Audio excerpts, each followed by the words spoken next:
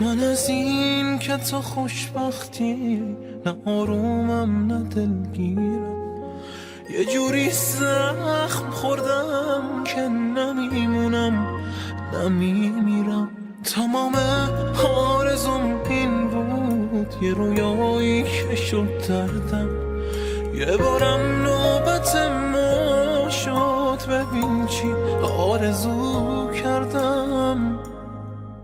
یه عمره با خودم میگم خدا رو شکر خوشبخته، خدا رو شکر خوشبختی چقدر این گفتنش سخته. یه عمره با خودم میگم خدا رو شکر خوشبخته، خدا رو شکر خوشبختی چقدر این گفتنش سخته.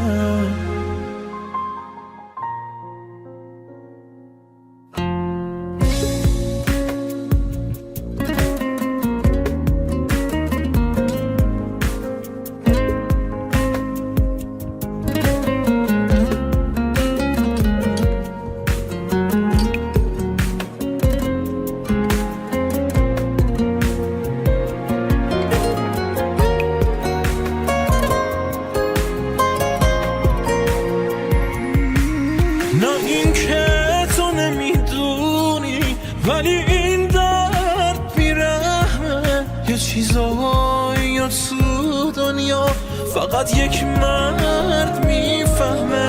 تمام روز میخندم تمام شب یکی دیگم، من از حالم به این مردم دروغای بدی میگم.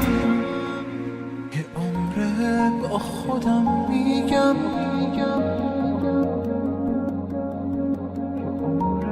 با خودم میگم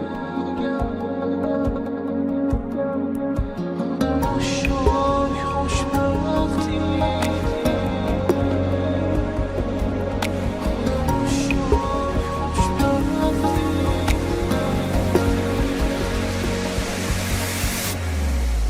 یه عمره با خودم میگم خدا رو شکر خوشبخته، خدا رو شکر خوشبختی چقدر این گفتنش سخته.